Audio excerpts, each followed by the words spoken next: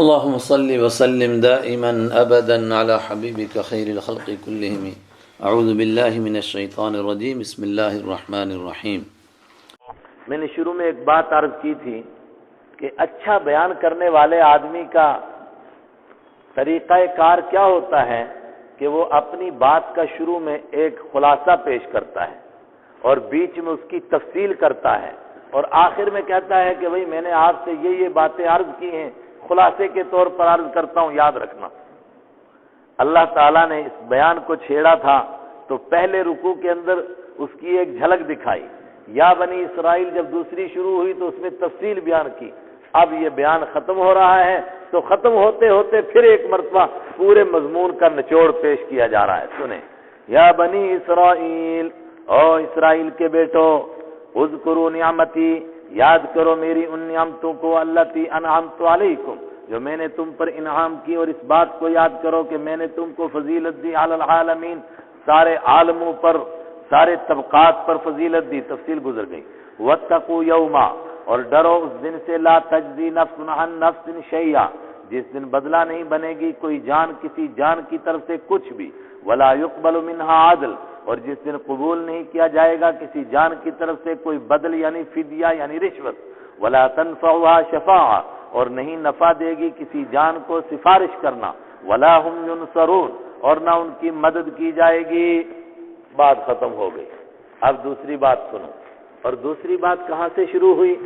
حضرت ابراہیم علیہ السلام کے دو بیٹے تھے، ایک بیٹے کا تفصیلی تذکرہ آیا، یہ چھوٹے بیٹے ہیں حضرت اسحاق علیہ السلام، ان کی اولاد کا، بڑے بیٹے ہیں حضرت اسماعیل علیہ السلام، تو ان کے ذکر کے بغیر ہی مضمون کو ختم کیا جائے بات ادھوری رہے گی، اس لیے آپ اب حضرت اسماعیل علیہ السلام کا بھی تذکرہ سنیں۔ لیکن تذکرہ کرنے کا قرآن پاک کا انداز ہوتا ہے، حضرت اسماعیل علیہ السلام کو جو کچھ ملا وہ کیا ملا؟ کہا سیدنا ابراہیم علیہ السلام کی ساری زندگی کی محنتوں کا نتیجہ اور خلاصہ ان کو ملا، جو کچھ بھی انہوں نے کیا ان سب کا صلہ ان کو ملا۔ یہ ہے حضرت اسماعیل علیہ السلام کہ ابراہیم علیہ السلام کی ساری نیکیوں کے بعد کیا ہوا؟ فرمایا ان کو یہ بیٹا ملا ہے، اور بیٹے کو جو کچھ ملا اور اس کے بعد جو کچھ ملا یہ تو ان کی تمناؤں کا نتیجہ ہے۔ وَإِذِ ابْتَلَىٰ إِبْرَاهِيمَ، اور کب یہ مقام ابراہیم علیہ السلام کو ملا؟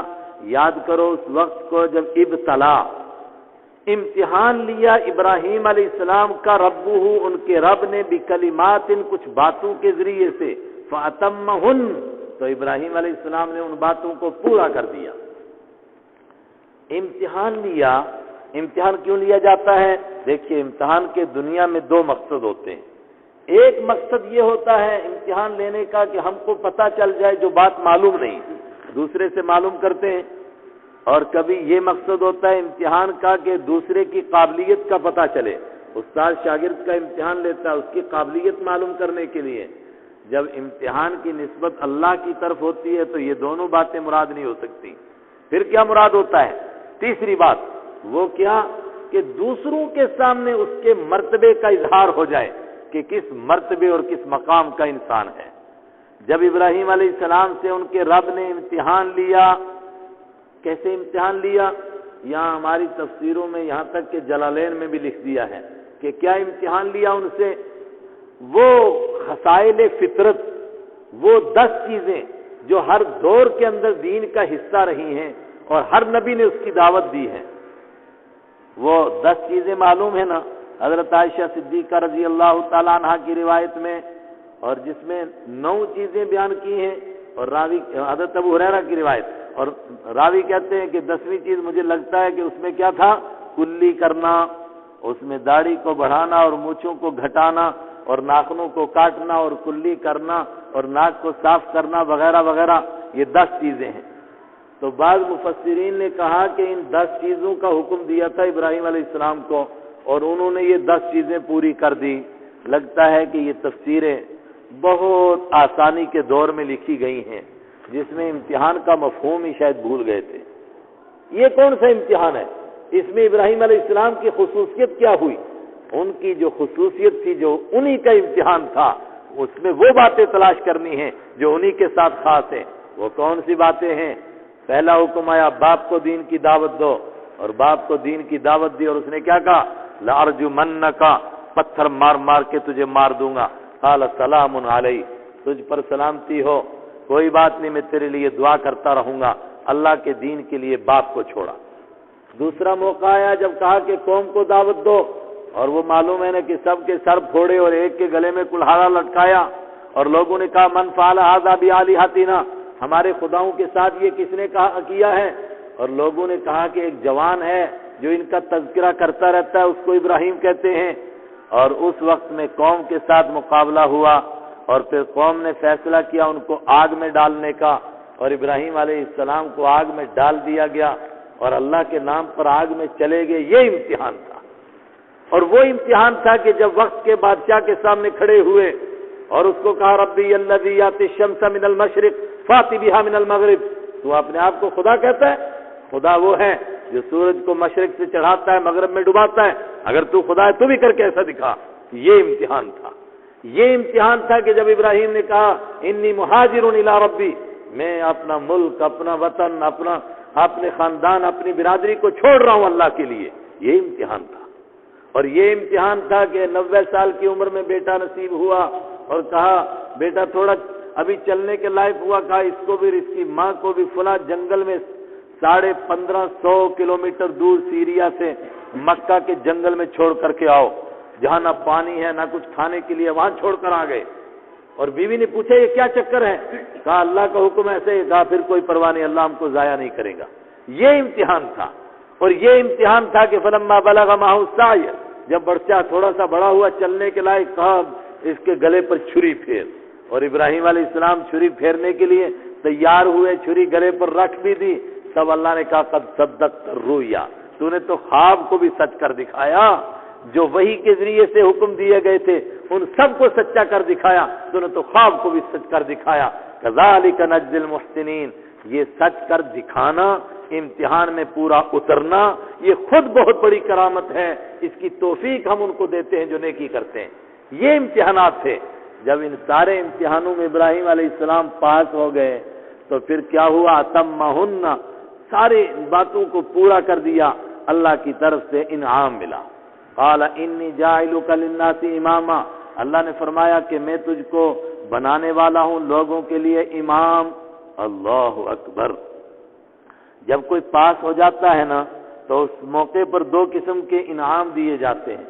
ایک انعام تو اپنی طرف سے ماں باپ دیتے ہیں، استاد دیتا ہے، اور کبھی کبھی یہ بھی انعام دیا جاتا ہے کہ بچے سے پوچھا جاتا ہے تو بتا تجھے کیا انعام دیا جائے، تو پھر وہ کہتا ہے کہ مجھے گاڑی دی جائے، مجھے سائیکل دی جائے، پھر وہ انعام دیا جاتا ہے۔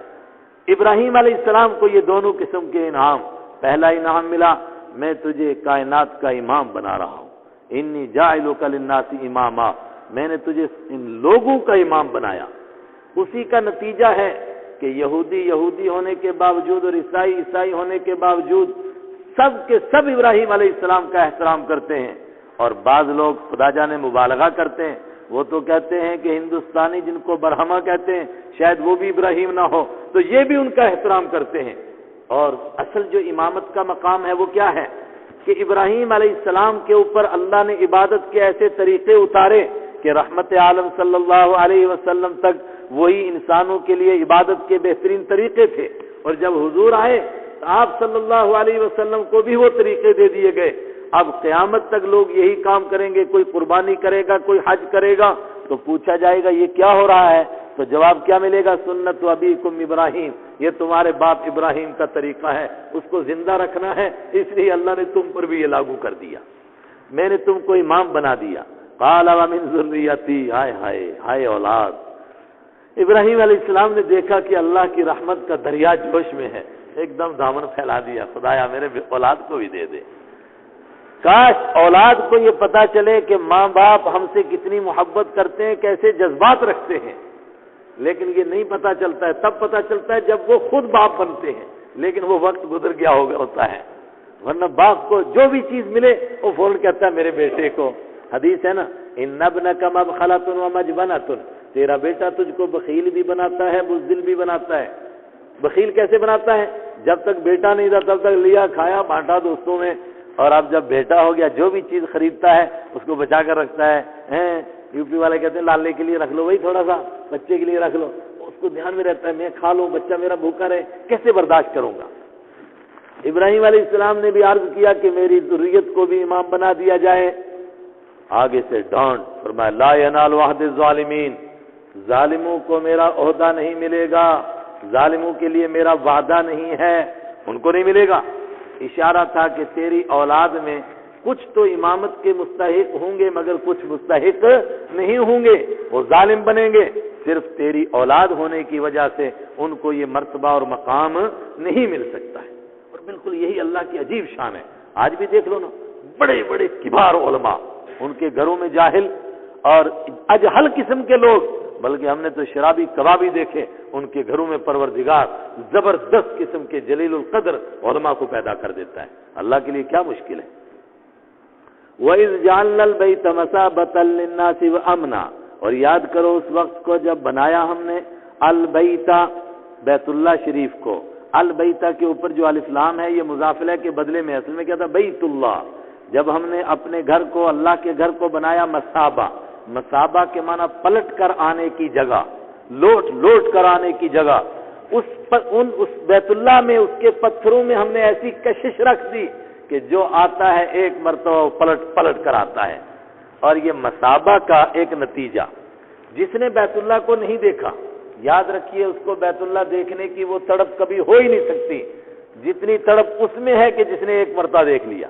جس نے ایک مرتبہ دیکھ لیا وہ کہتا ہے پھر نظر آئے، اور جس نے 2 مرتبہ دیکھا وہ کہتا ہے 100 مرتبہ نظر آئے، اور جو 100 مرتبہ دیکھ لے بس وہ تو کہتا ہے دیکھتا ہی رہوں. ہمارے استاد ہر سال حج کرتے تھے تو ایک مرتبہ کسی نے کہا کہ حضرت اس سال رہنے دیجئے.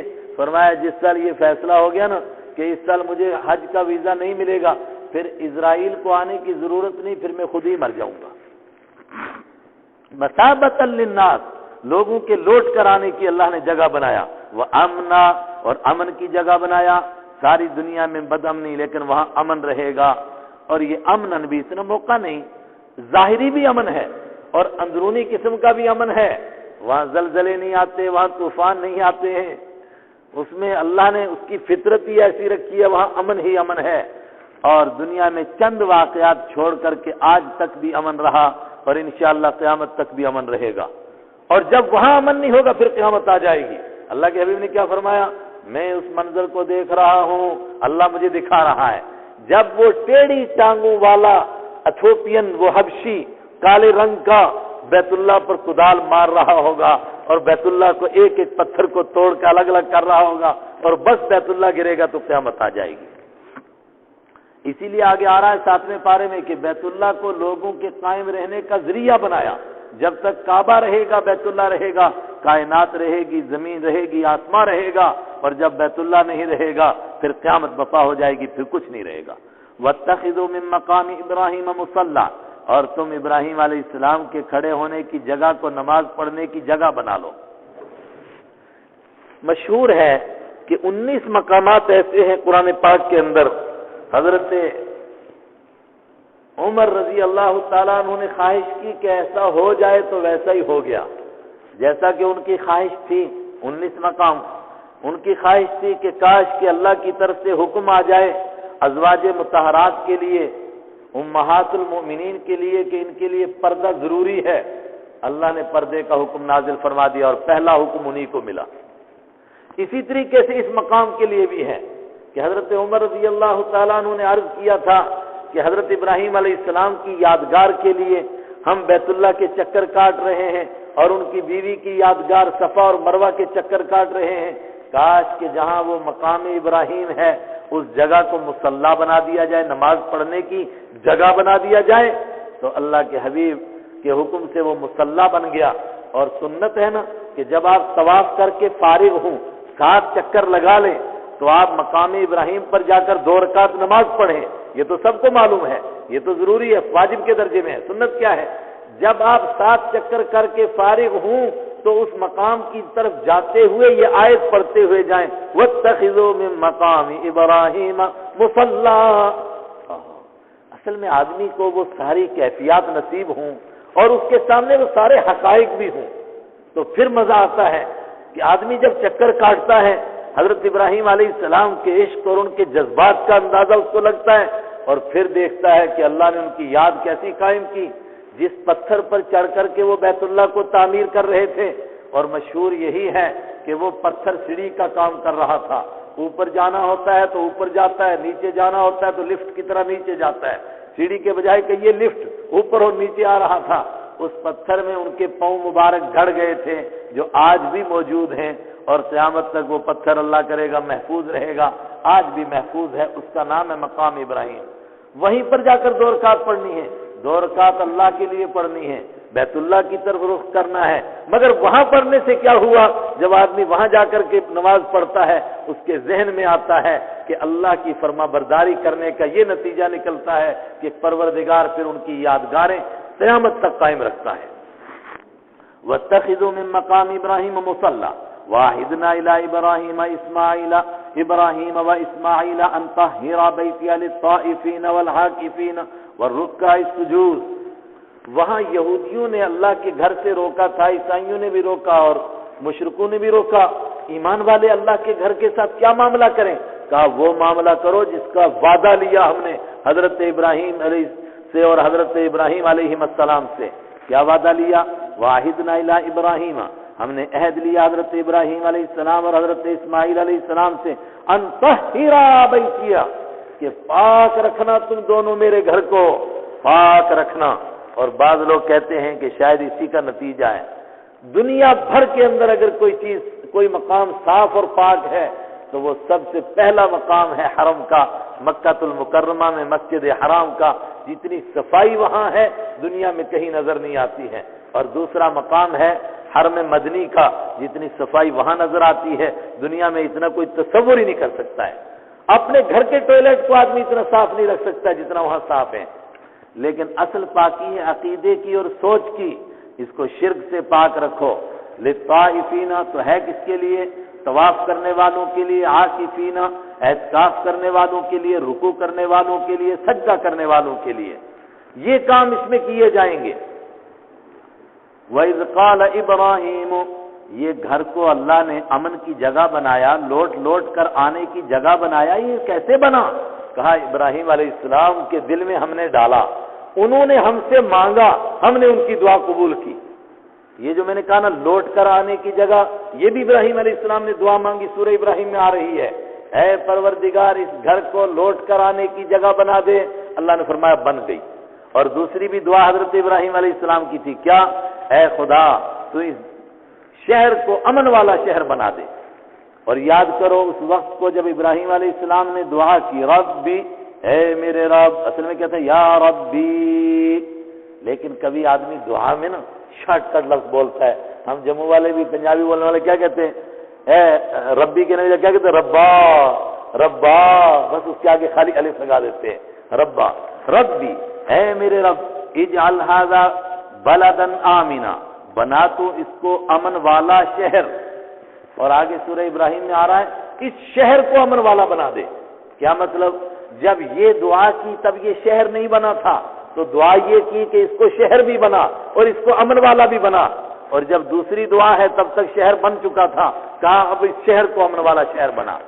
وَارْزُقْ أَهْلَهُ مِنَ الثَّمَرَاتِ، اور تو روزی عطا فرما یہاں کے رہنے والوں کو، من الثمرات، تازہ پھلوں میں سے، من آمن منہم، ان کو روزی عطا فرما جو ان میں سے ایمان لائیں گے، باللہ والیوم الآخر، اللہ پر ایمان لائیں گے، آخرت کے دن پر جو ایمان لائیں ان کو روزی عطا فرما۔ غور کیجئے، کائنات میں سب سے بڑے فیاض حضرت رحمت عالم صلی اللہ علیہ وسلم کے بعد حضرت ابراہیم علیہ السلام، جو مہمانوں کے بغیر کبھی کھانا کھاتے ہی نہیں تھے، انہوں نے یہ بات کیوں کہی کہ جو ایمان لائے اس کو روزی عطا کر، جو ایمان نہ لائے اس کے لیے میں کچھ نہیں کہتا ہوں۔ اوپر جو انہوں نے کہا تھا نا کہ میری اولاد کو بھی یہ عہد عطا فرما، اللہ کی طرف سے ڈانٹ ہوگی کہ نہیں ظالموں کو نہیں ملے گا، اس کی وجہ سے گھبرا گئے ابراہیم علیہ السلام کہ شاید ظالموں کے لیے روزی مانگنے کی بھی اجازت نہیں۔ فرمایا نہیں نہیں، روزی سب کو ملے گی، ظالموں کو بھی ملے گی، مظلوموں کو بھی ملے گی، البتہ امامت کا مقام ظالموں کو نصیب نہیں ہوگا۔ اسی کے اوپر پھر وہ حدیث بھی فٹ کیجئے کہ جو انہوں نے مہمان کو لایا مگر مہمان نے بسم اللہ نہیں پڑھا، تو تو انہوں نے مہمان کو بھگا دیا تھا اور اللہ کی طرف سے وحی اتری کہ فرمایا بغیر بسم اللہ کے 70 سال سے کھا رہا ہے میرے دسترخوان پر، میں نے کبھی نہیں بھگایا اور تو نے بھگا دیا، واپس بلاؤ اس کو۔ اور اسی پر اس آدمی کو ایمان نصیب ہو گیا تھا۔ اس نے پوچھا تجھے کس نے کہا کہ مجھے پکڑ کے واپس لاؤ؟ کہا تیرے اور میرے رب نے کہا۔ کہا وہ رب کتنا مہربان ہے، میں اس کو مانتا ہی نہیں اور وہ تجھے کہہ رہا ہے کہ واپس لاؤ اس کو، بغیر بسم اللہ کے ہی کھانے دو۔ اب اس نے کہا نہیں، اب پہلے بسم اللہ سکھائیے پھر کھانا کھلائیے۔ وَارْزُقْ أَهْلَهُ مِنَ الثَّمَرَاتِ، اور روزی عطا فرما ان کے رہنے والوں کو تازہ تازہ پھلوں میں سے۔ ثمرات کا ترجمہ میں نے تازہ پھل کیے، یہ اس کا لفظی مفہوم یہی تقاضا کرتا ہے۔ اور یہ تازہ پھل کی دعا کیوں کر رہے ہیں؟ معلوم ہے کہ گیہوں اور مکئی اور چاول اور جو عام طور پر انسان کھاتے ہیں وہ تو ملے گا، جب شہر بنے گا تو دے گا ہی دے گا، البتہ یہاں کچھ پیدا نہیں ہوتا ہے، یہ وادی غیر ذی زرع ہے، اس لیے یہاں کے لوگوں کو تازہ پھل عطا فرما، کہیں تازہ کھانے کے لیے دوسری جگہ نہ چلے جائیں۔ اور اسی کا نتیجہ ہے کہ 5,500 سال بیت گئے ہیں مگر مکہ والوں کو تازہ پھل ملتے ہیں، اور دنیا میں پھلوں میں وہ مزہ نہیں ہوتا جہاں وہ پیدا ہوتے ہیں جیسا کہ مزہ مکہ المکرمہ میں پہنچ کر ہوتا ہے۔ قال ومن کفر، اللہ نے فرمایا نہیں، ان کو بھی روزی دوں گا، من کفر، جو کفر کریں گے، فامتعه، تو میں ان کو زندگی گزارنے کا سامان دوں گا۔ ان کو ترجمہ کیا کہ من لفظوں کے اعتبار سے جمع ہے، قلیلا، تھوڑا سا، یہ 4 دن کی زندگی، اس میں ان کو سامان ملے گا زندگی کا۔ ثم اضطره، پھر میں ان کو کھینچ لاؤں گا الی عذاب النار، جہنم کے عذاب کی طرف۔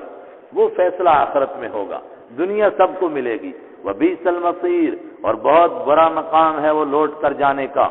وَإِذْ يَرْفَعُ إِبْرَاهِيمُ الْقَوَاعِدَ مِنَ الْبَيْتِ وَإِسْمَاعِيلُ، اب وہ دور شروع ہو گیا دوسرے انعام کا۔ پہلا انعام کیا ہے کہ اللہ اپنی طرف سے دے رہا ہے، اور دوسرا انعام کیا ہے کہ مانگ، جو مانگتا ہے وہ تجھے دیا جائے گا۔ اب مانگنا شروع کیا، لیکن اصلی دعا بعد میں کریں گے۔ یہ دعا کون سی ہے کہ جب آدمی کوئی کام کرتا ہے نا تو کام کرتے ہوئے اس کا دل چاہتا ہے کہ کچھ بولتا رہے، اس بولنے سے اس کا کام ہلکا ہوتا ہے، بولنے سے اس کا کام ہلکا ہوتا ہے۔ ہر علاقے میں الگ الگ رواج ہے، ہمارے علاقے میں اچھا رواج ہے، ایک پارٹی کہتی ہے لا الہ جی، دوسری کہتی ہے الا اللہ جی، آخر میں وہ جی لگا، لیکن کلمہ پڑھتے ہیں، اس سے کام ہلکا ہو جاتا ہے۔ ابراہیم علیہ السلام جب بیت اللہ بنا رہے تھے تو کیا بول رہے تھے؟ فرمایا ہر آدمی وہ بولتا ہے جیسا اس کا قد ہوتا ہے۔ یہ بیچارے مزدوری کرتے باغڑی تو وہ کیا کہتے ہیسا ایسے بولتے رہتے، کوئی بے معنی لفظ بولتے، مطلب بھی کچھ نہیں۔ ابراہیم علیہ السلام کیا بولتے ہیں؟ فرمایا وہ بولتے ہیں جو ابراہیم کو بولنا چاہیے، ان کا مرتبہ اور مقام تو دیکھو نا۔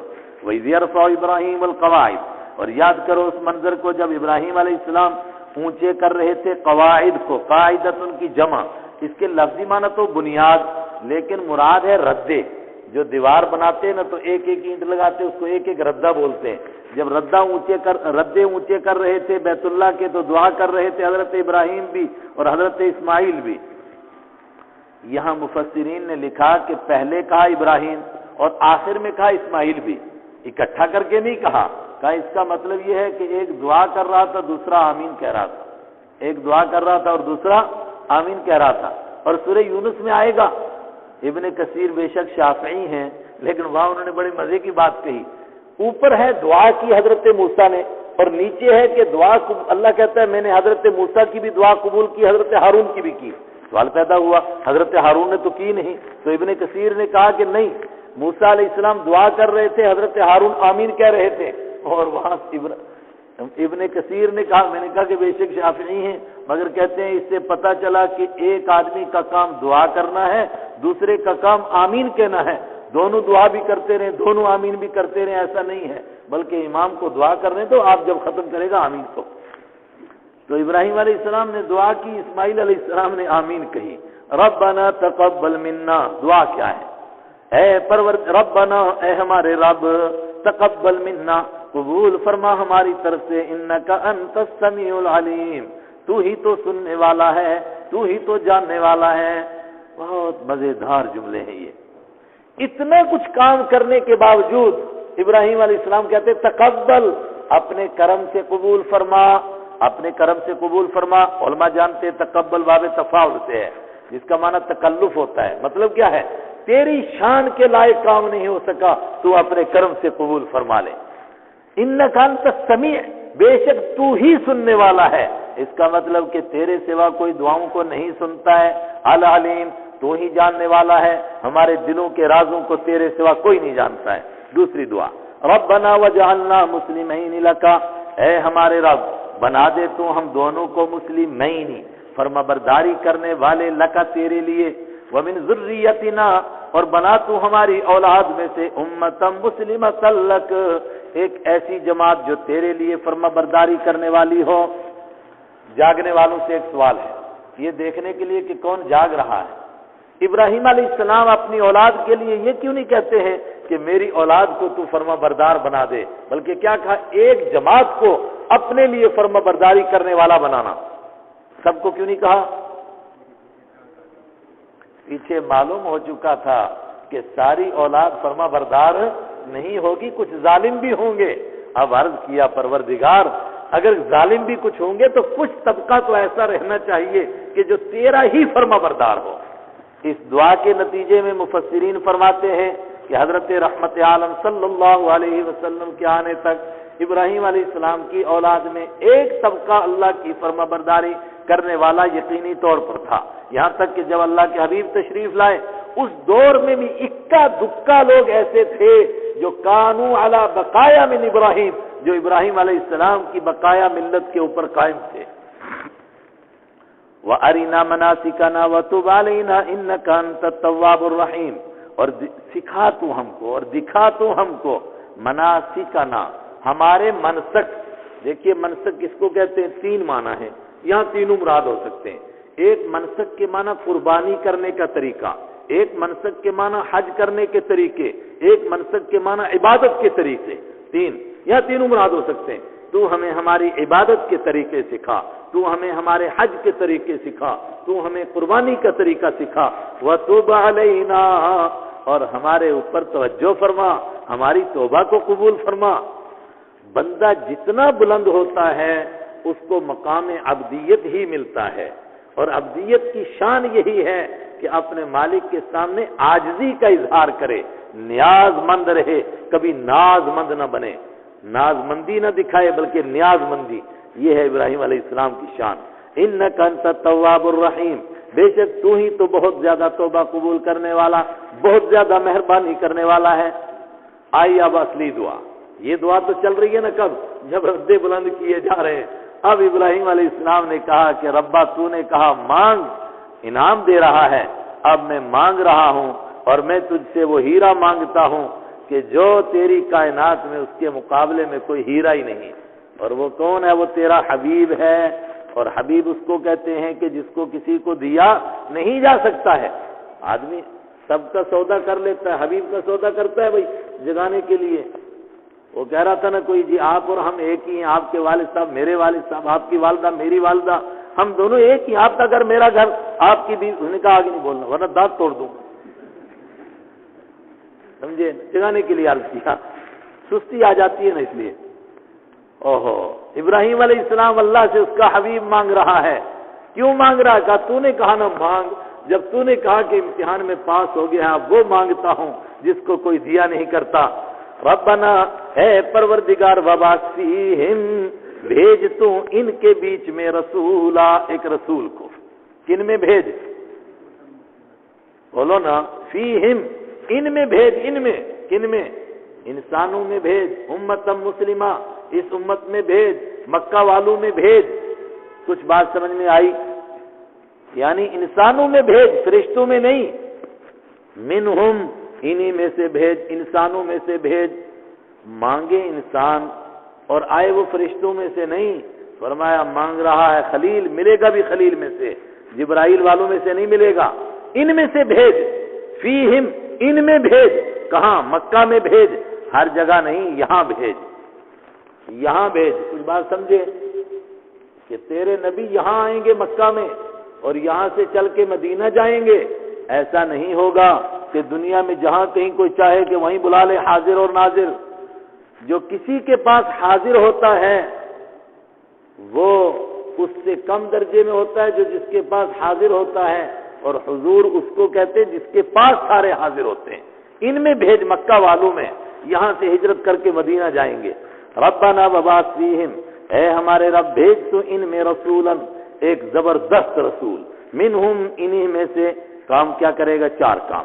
یتلو علیہم آیاتی کا، تلاوت کرے گا ان کے سامنے تیری آیتوں کی.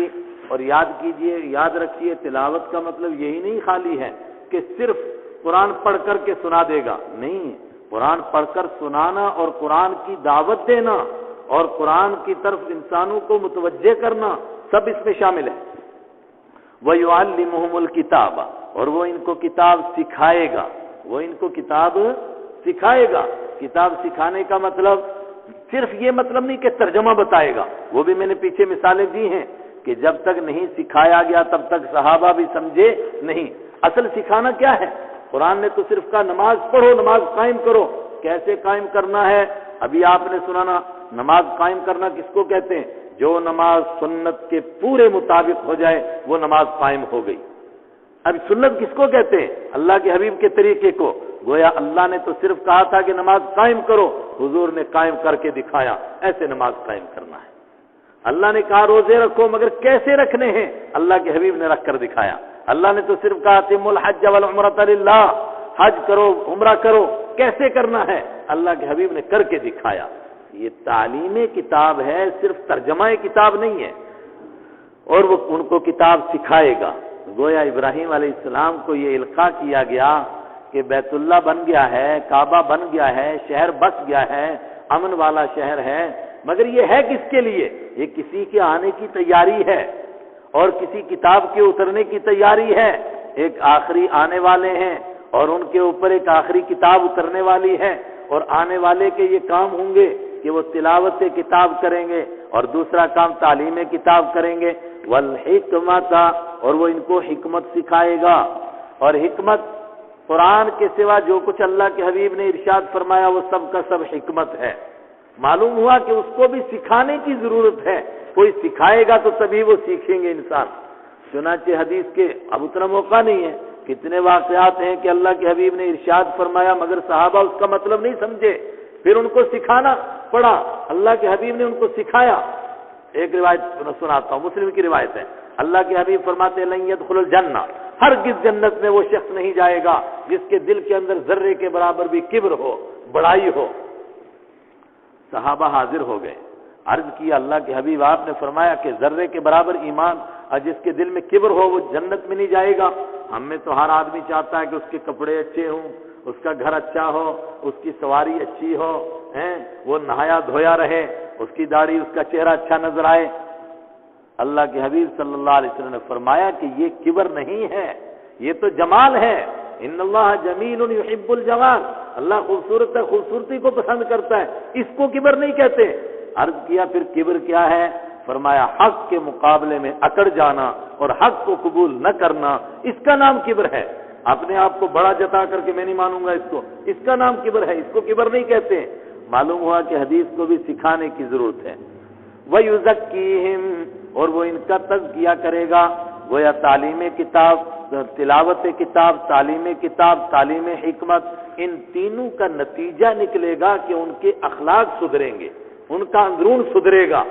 اب اگر کسی کا سدھرے تو پھر وہ پیچھے والے مقاصد بھی حاصل ہوئے، اور اگر کسی کو تزکیہ نہیں نصیب ہوا اور وہ پیچھے کی تینوں چیزیں ہیں تو سمجھو اس کو کچھ نصیب ہی نہیں ہوا.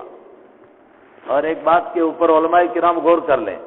یہاں پر ترتیب ہے، پہلے تلاوت کتاب، پھر تعلیم کتاب، پھر تعلیم حکمت اور پھر تزکیہ نفس چوتھے نمبر پر آیا.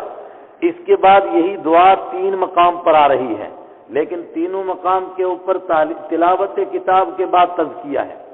کما ارسلنا فیکم رسولا منکم یتلو علیکم آیاتنا، آگے ویزکیکم، تلاوت کے بعد صرف فوراً تزکیہ. بعض حضرات نے اس کی یہ حکمت بیان کی ہے کہ وہاں یہ اشارہ ہے کہ تلاوت کی حد تک نورانی قاعدہ اور ناظرے کی حد تک تو بچے کو نصیب ہو جائے گا کیونکہ وہ غیر شعوری دور ہے. اس کے بعد جہاں تک علم کتاب اور علم حکمت کا مقام ہے، اس سے پہلے تزکیہ ضروری ہے، برتن کو صاف کرنا ضروری ہے، اگر تزکیہ نہیں ہوگا تو ان کو یہ بھی نصیب نہیں ہوگا۔ انک انت العزیز الحکیم، بے شک تو ہی غالب ہے، تو ہی حکمت والا ہے۔ کل میں نے عرض کیا تھا نا کہ آخر میں جو فواصل آتا ہے اس کے لیے اللہ کا کوئی نام آتا ہے، لیکن وہ ایسے نہیں ہوتا ہے، اس کا ما قبل کے مضمون کا نچوڑ ہوتا ہے۔ دیکھو اس میں نچوڑ کیا ہے، تو غالب ہے، جب تو ایسا کرنا چاہے تو تجھے کوئی روکنے والا نہیں ہے، اور تو حکیم ہے، تیری حکمت کا تقاضا یہی ہے کہ تو نے اپنا گھر بنا دیا اور تو نے بیت اللہ بنا دیا، تو اس کے لیے اب امام کی ضرورت ہے، پھر تو امام کو بھی بھیجے گا، اور انسانوں کی رہنمائی کی ضرورت ہے، اس کے لیے تو کتاب کو بھی بھیجے گا، تیری حکمت کا یہی تقاضا ہے۔ صدق اللہ مولانا العظیم۔